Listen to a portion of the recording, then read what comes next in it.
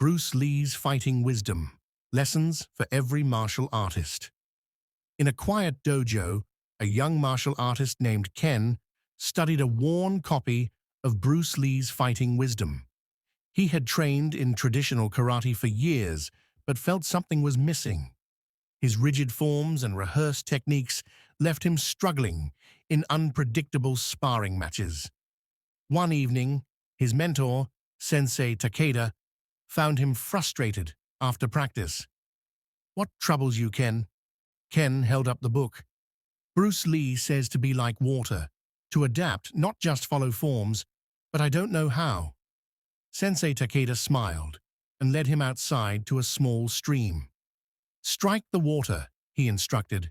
Ken did, but the water simply moved and reformed. "Again," said the sensei. Ken slapped at it, punched at it, but each time the water shifted and remained whole. "That is what Lee meant," Sensei Takeda explained. "Rigid forms are important, but true mastery comes from adaptability. When you stop resisting change, you will move like the water, flowing, powerful, unstoppable." From that moment on, Ken approached his training differently. He loosened his rigid techniques, embraced improvisation, and found himself reacting naturally in fights. His movements became seamless, fluid, just like water. And so, Ken finally understood Bruce Lee's wisdom. The best fighter is not the one who merely follows techniques, but the one who can adapt and overcome, no matter the challenge. Bruce Lee's Fighting Wisdom. Lessons for every martial artist. Ken had spent nearly a decade training in traditional karate, dedicating himself to perfecting katas, precise strikes, and disciplined stances. Yet, something troubled him. In controlled drills, he excelled, but when faced with unpredictable opponents in sparring matches, he found himself stiff, unable to adapt. His movements, though powerful, felt like rigid steps in a memorized dance, while others flowed around him like wind and water. One evening, after another frustrating training session, Ken sat alone in the dojo, staring at the pages of Bruce Lee's Fighting Wisdom. The words leaped out at him. "Be like water, my friend. Empty your mind. Be formless, shapeless, like water. You put water into a cup, it becomes the cup. You put it into a bottle, it becomes the bottle. Water can flow, or it can crash. Be water, my friend." The words stirred something deep inside him, but he didn't quite understand how to apply them. He had always been taught discipline, structure, and repetition. How could he abandon form without losing everything he had learned? His sensei, Master Takeda, noticed his troubled expression. "What is on your mind, Ken?" he asked. Ken hesitated before showing him the book. "I've spent years mastering forms and techniques, but when I fight, I feel rigid. I react too slowly. Bruce Lee says to be like water, but I don't know how."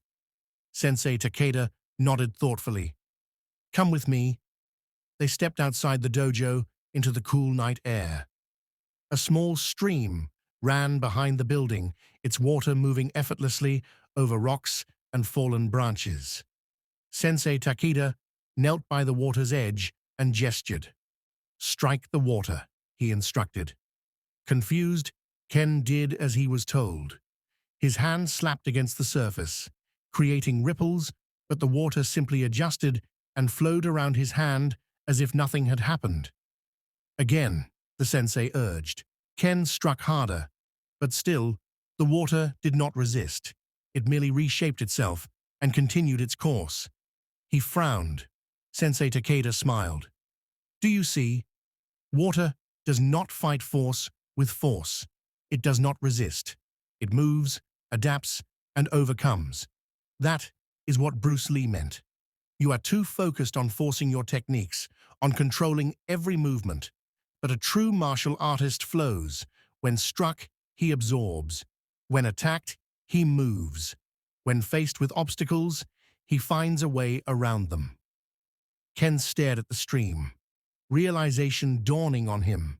Fighting was not just about memorized techniques, it was about adaptation, responsiveness, and freedom. His rigid mindset had been his greatest opponent all along. From that night onward, Ken approached his training differently. He still practiced his forms, but no longer clung to them rigidly. He began experimenting, letting his body move naturally instead of forcing every step. In sparring, he no longer thought about what technique to use next. He simply reacted, adapting to his opponent's movements. Weeks turned into months, and one day, during a sparring match, Ken found himself effortlessly dodging, countering, and flowing around his opponent's attacks. It was no longer a battle of memorized moves. It was instinct, intuition, and freedom. As he stood victorious, breathing heavily, Sensei Takeda simply nodded.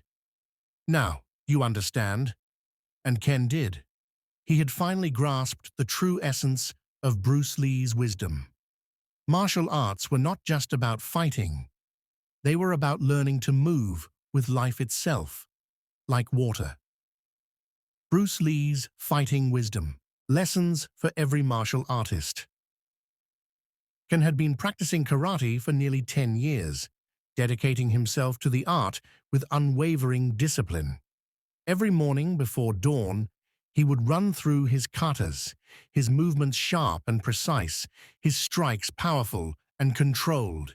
He had earned respect in his dojo, but despite his skill, something troubled him.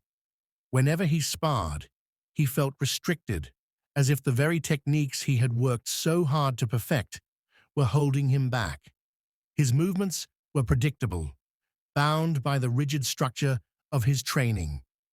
He could execute flawless kicks and blocks in drills, but in live combat, he struggled against opponents who moved more freely. While he followed form, they reacted. While he thought about his next move, they were already striking. It was as if they knew something he didn't. One evening, after a particularly frustrating session, Ken sat alone in the empty dojo, flipping through a worn copy of Bruce Lee's Fighting Wisdom. His sensei had given it to him months ago, but he had never paid it much attention. Now his eyes lingered on a passage that seemed to speak directly to him. "Be like water, my friend. Empty your mind. Be formless, shapeless, like water. You put water into a cup, it becomes the cup. You put water into a bottle, it becomes the bottle. Water can flow, or it can crash. Be water, my friend." Ken read the words over and over, trying to grasp their meaning. How could he apply this to fighting? He had been trained to follow structure, to perfect form. Was he now supposed to abandon it all? He clenched his fists, frustration bubbling inside him. Sensing his struggle, Sensei Takeda approached. He had been watching from the doorway. "What troubles you, Ken?" he asked. Ken hesitated before showing him the book. "I train hard. I follow every technique you've taught me. But when I fight, I feel trapped inside my own movements. Bruce Lee says to be like water, but I don't understand. If I stop following form, won't I lose everything I've learned?" Sensei Takeda studied him for a moment before nodding. "Come with me." The two stepped outside the dojo into the cool night air. The moon hung low, casting silver light over the small stream that ran behind the building. The water trickled smoothly over rocks, curving around obstacles without effort. Sensei Takeda knelt beside the stream and dipped his hand into the water. "Strike it," he instructed. Ken frowned but obeyed. His palms slapped the surface, creating ripples, but the water simply reformed and continued flowing. "Again," Sensei Takeda said. Ken struck harder, but no matter how much force he used, the water did not resist. It yielded, adapted, and returned to its natural state. "Do you see?" Sensei Takeda asked. "Water does not fight force with force. It moves, adapts, and flows.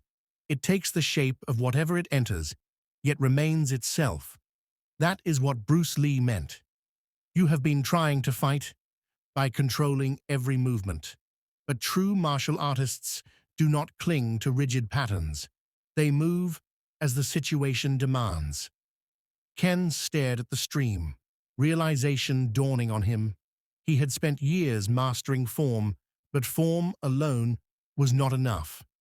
He had been too focused on memorization, too afraid to deviate from what he had been taught. But fighting, true fighting, was not about repeating the same motions.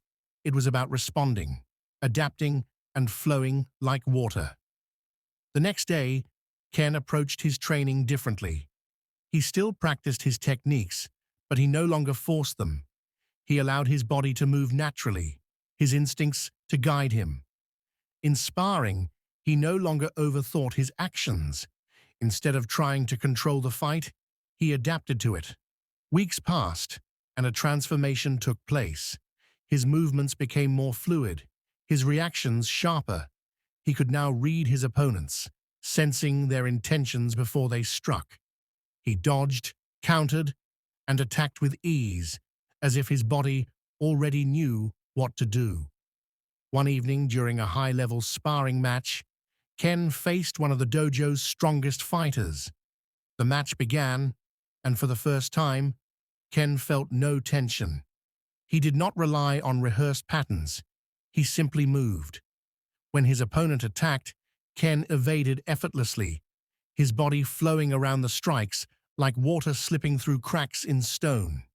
When the moment was right, he countered, not with brute force, but with precision and timing. As the match ended, Sensei Takeda nodded in approval. "Now, you understand." Ken wiped sweat from his brow, breathing heavily, but smiling. He had finally grasped Bruce Lee's wisdom. Martial arts were not just about fighting. They were about learning to move with life itself.